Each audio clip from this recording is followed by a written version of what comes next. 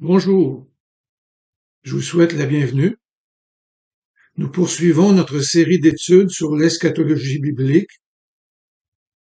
Nous abordons la 5e étude qui a pour titre La tension eschatologique entre le jour D, décisif, et le jour V, victoire finale.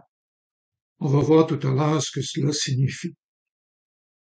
On va voir aussi l'importance de ce thème pour comprendre la théologie du Nouveau Testament et les soins pastoraux que nécessitent les derniers jours, c'est-à-dire l'ère chrétienne depuis 2000 ans. Commençons par un résumé des chapitres 3 et 4. Au chapitre 3, nous avons vu que l'expression « les derniers jours » va de la première venue de Jésus-Christ jusqu'à son retour. Les derniers jours correspondent au royaume que Dieu a déjà inauguré. Mais ce royaume n'est pas encore ce qu'il sera au retour de Jésus-Christ. Au chapitre 4, nous avons vu que l'eschatologie biblique ne se limite pas à l'avenir, mais c'est plutôt un mouvement vers le règne de la nouvelle création. Le but du chapitre 5. Maintenant, notre but, c'est d'approfondir davantage ce que nous avons vu au chapitre 3 et 4, l'inauguration du règne, les derniers jours, l'importance du déjà et du pas encore, le mouvement vers le règne de la nouvelle création. Cela nous permettra de mieux comprendre l'essence de la théologie du Nouveau Testament.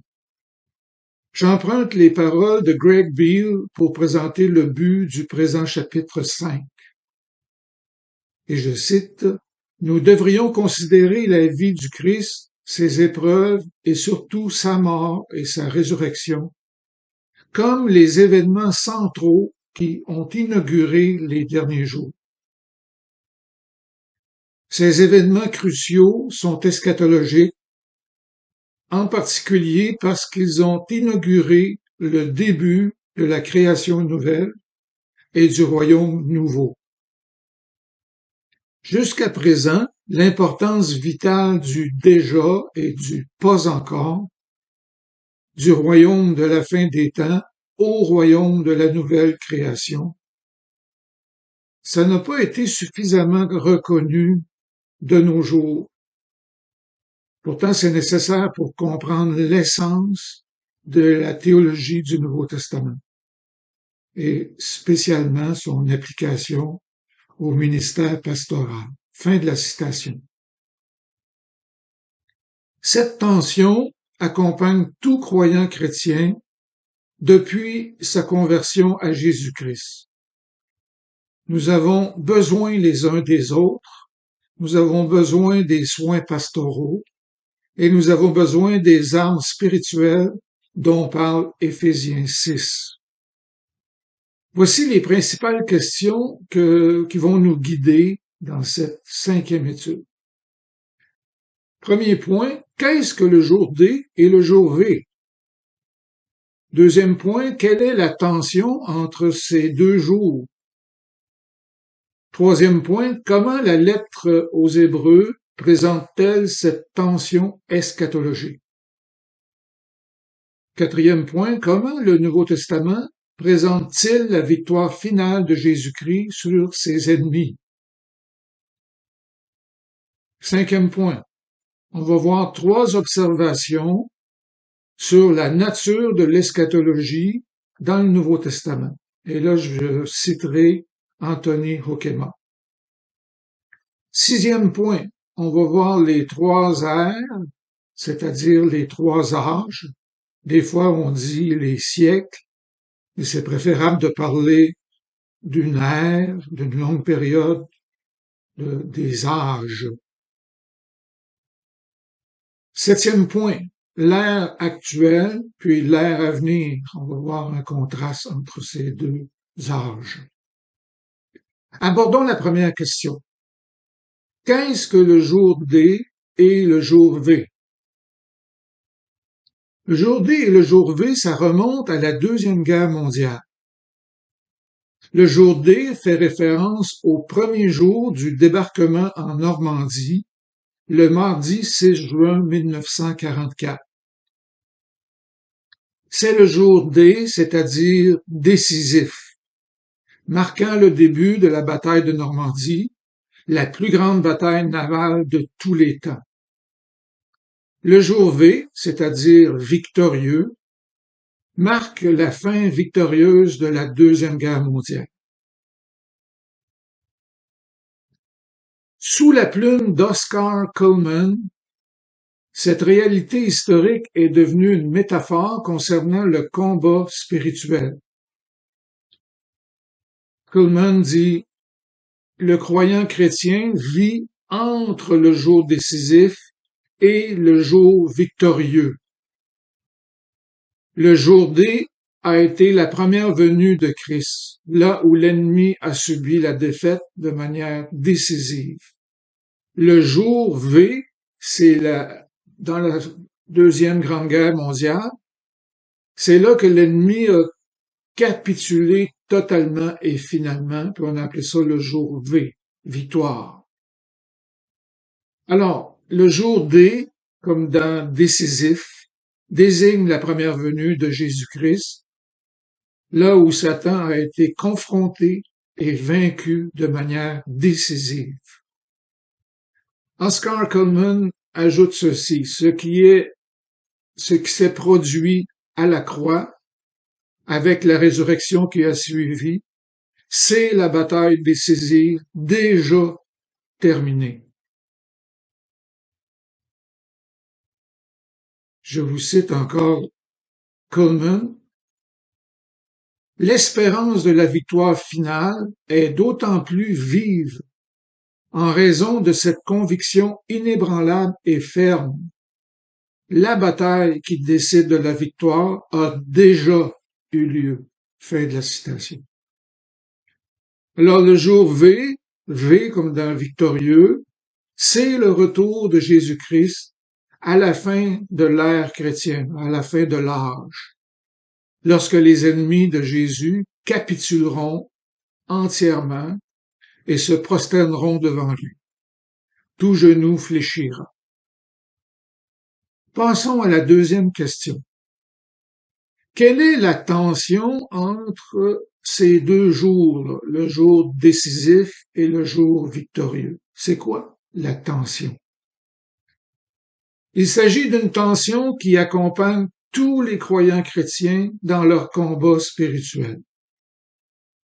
Le déjà et le pas encore concernent le règne du Seigneur Jésus, tandis que le jour D et le jour V concernent le combat du Seigneur Jésus.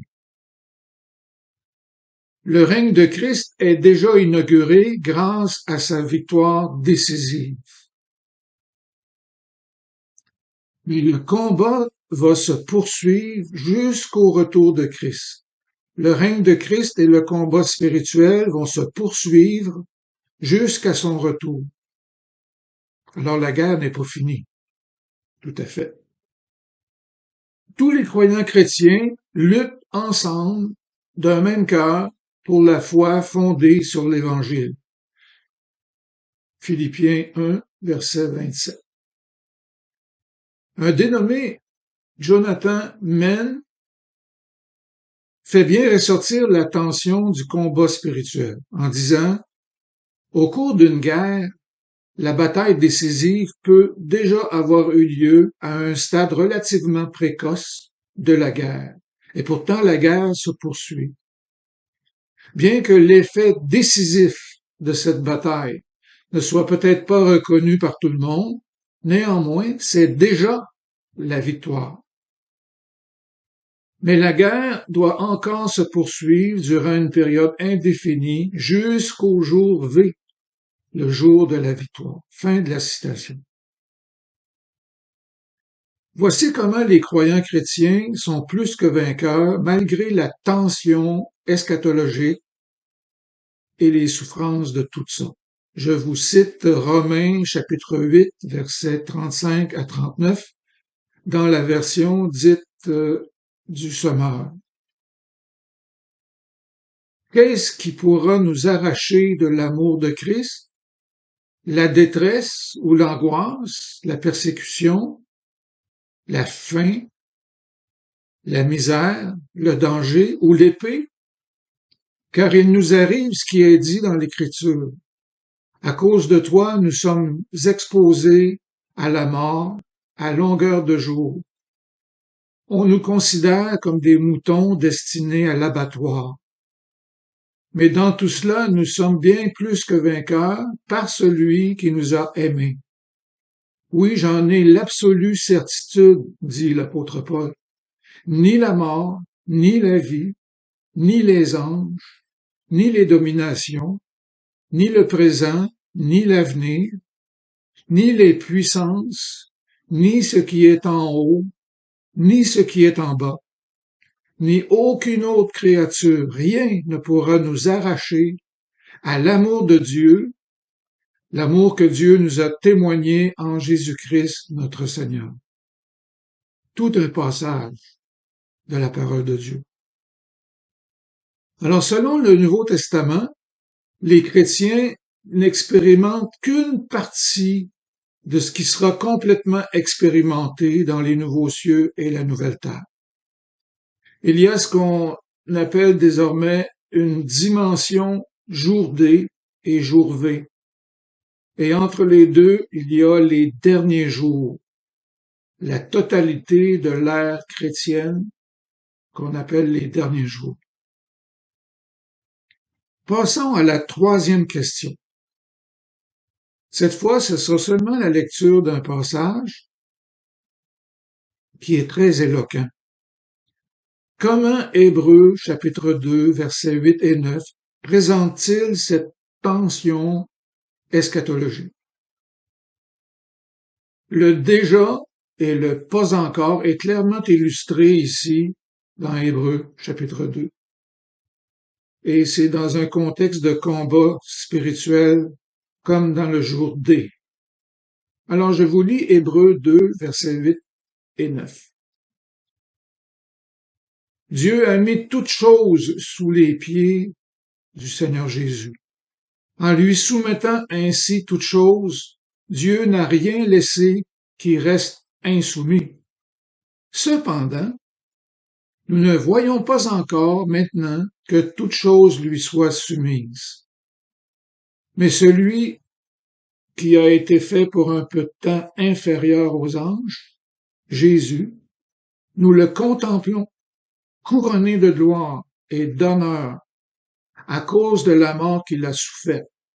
Ainsi, par la grâce de Dieu, il a goûté la mort pour tous. Passons à la quatrième question. Comment le Nouveau Testament présente-t-il la victoire finale de Jésus-Christ sur ses ennemis? La vie chrétienne est un combat pour la foi qui a été transmise aux saints une fois pour toutes. C'est ce que Jude, chapitre 1, verset 3 nous dit. Ce combat comporte déjà un aspect décisif, car le Seigneur Jésus a remporté la victoire décisive lors de sa première venue. Je vous cite un exemple de victoire de la part du Seigneur Jésus dans Colossiens, chapitre 2, verset 15. Il, c'est-à-dire Jésus-Christ, a dépouillé les dominations et les autorités, c'est-à-dire tous les esprits impurs ont été dépouillés, et il les a livrés publiquement en spectacle, en triomphant d'elles par la croix. Hébreux chapitre 2, versets 14 et 15. Ainsi donc, puisque les enfants, les descendants croyants, participent au sang et à la chair, il, c'est-à-dire le Seigneur Jésus, a également participé lui-même, afin que, par la mort, il anéantit, c'est-à-dire il rendit impuissant, celui qui a la puissance de la mort, c'est-à-dire le diable, et que il délivra tous ceux qui, par crainte de la mort, étaient toute leur vie retenus dans la servitude.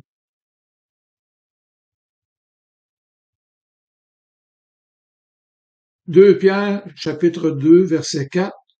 Dieu n'a pas épargné les anges qui ont péché, mais il les a précipités dans l'abîme de ténèbres et les réserve pour le jugement. Alors ici, on voit un exemple de la défaite de l'ennemi, des ennemis. Romains 16, verset 20. Le Dieu de paix écrasera bientôt Satan sous vos pieds. Alors le Seigneur, en tant que Dieu de paix, va nous faire participer à la victoire finale. 1 Corinthiens 15, 26. Le dernier ennemi qui sera détruit, c'est la mort. Apocalypse chapitre 17, verset 14. Ils, c'est-à-dire la femme que porte la bête et les 10 rois, ils combattront contre l'agneau et l'agneau les vaincra parce qu'il est le Seigneur des seigneurs et le roi des rois, et les appelés, les élus et les fidèles qui sont avec lui les vaincront aussi. Jean chapitre 16, verset 33.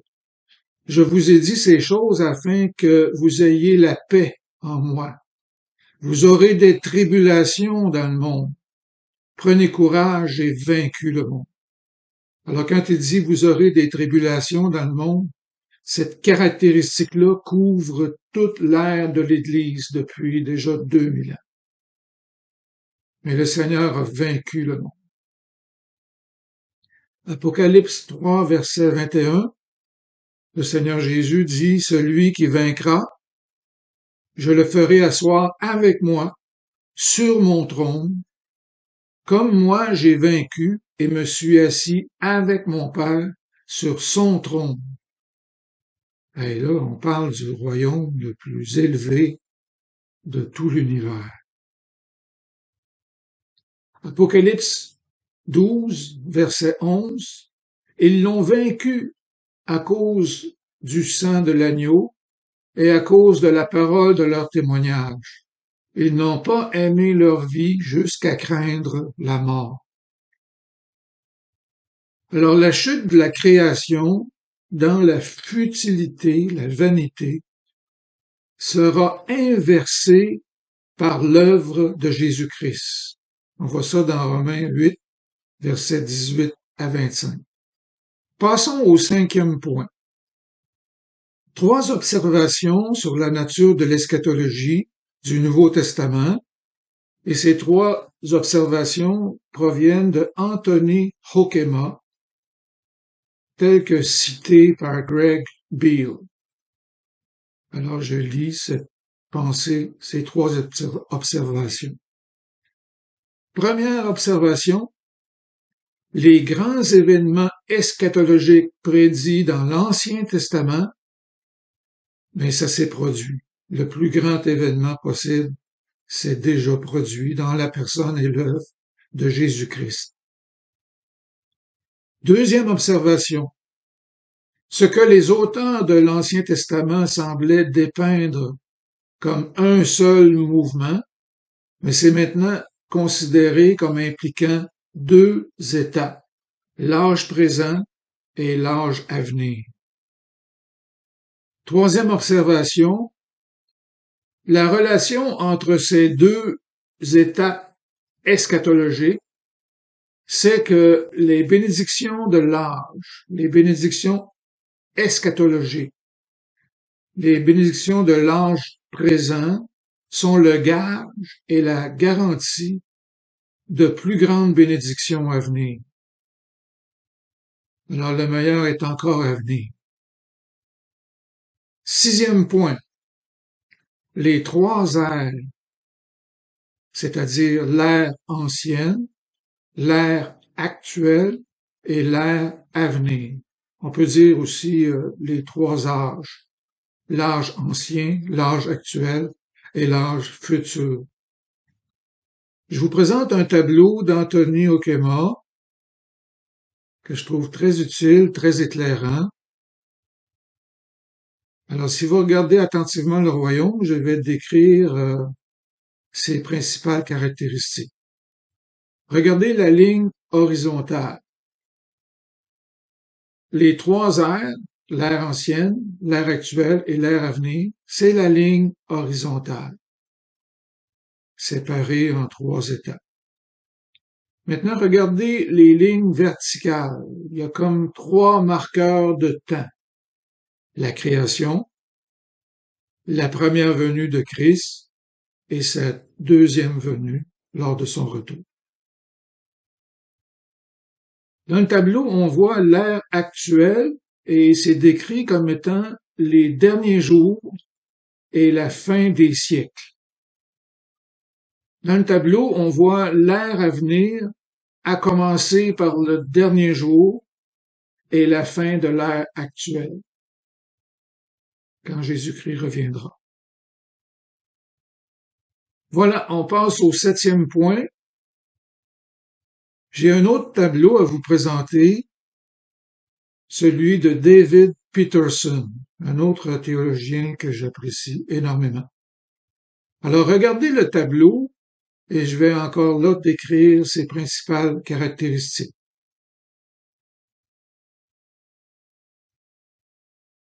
Premièrement, tout croyant chrétien est au centre du tableau. Chacun de nous, moi inclus, on est au centre du tableau. Deuxièmement, avec tous les êtres humains, j'appartiens encore à Adam et à son ère, son âge, contrôlé par le péché, la loi et la mort. Troisièmement, avec tous les croyants chrétiens, j'appartiens à Christ et à l'ère nouvelle. Quatrièmement, l'Évangile et l'Esprit me font découvrir l'impuissance de la loi à sauver et sanctifier. Cinquièmement, le siècle à venir a fait irruption dans le siècle présent, de sorte que les deux âges se chevauchent dans l'ère actuelle. Alors on voit clairement les deux âges qui se chevauchent dans l'ère actuelle. On vit en même temps que dans l'ère actuelle et le siècle à venir, l'âge à venir. Sixièmement, ces âges, ces ères sont le présent siècle mauvais et le siècle à venir. On peut dès à présent goûter à certaines puissances qui sont à venir. Septièmement, tout croyant chrétien fait partie du chevauchement des deux âges. Huitièmement, tout croyant chrétien est sous le règne du péché en Adam et sous le règne de la grâce en Christ. Et c'est la grâce qui triomphe. Neuvièmement, sous le règne du péché en Adam, la loi est incapable de produire la sainteté et la justice, à cause de la chair, à cause de la nature pécheresse. La chair continue d'être une forte puissance dans notre expérience. Mais le Seigneur nous rend plus que vainqueurs.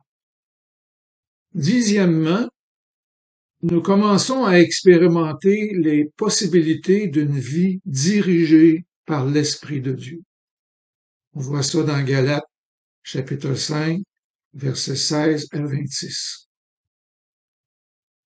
Alors, l'œuvre de l'Esprit en nous, c'est l'intrusion de l'âge à venir dans l'âge présent. Alors, ça passe par notre cœur.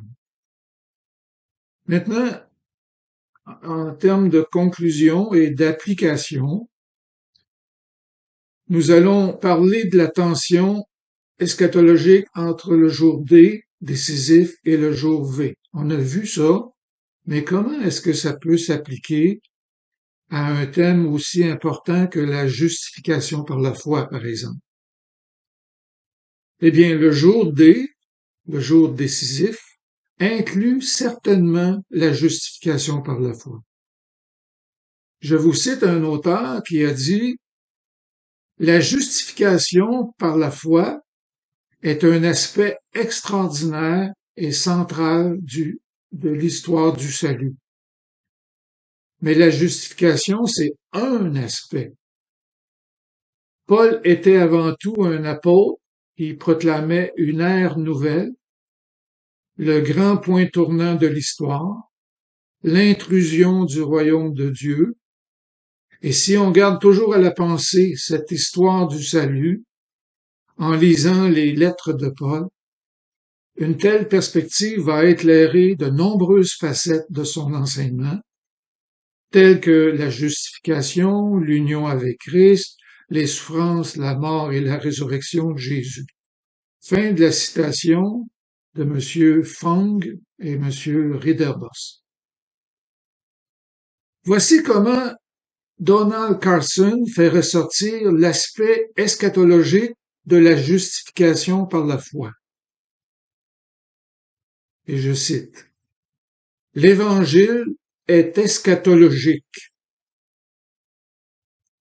Cela peut être démontré de plusieurs façons, car l'Évangile est eschatologique, à plus d'un titre.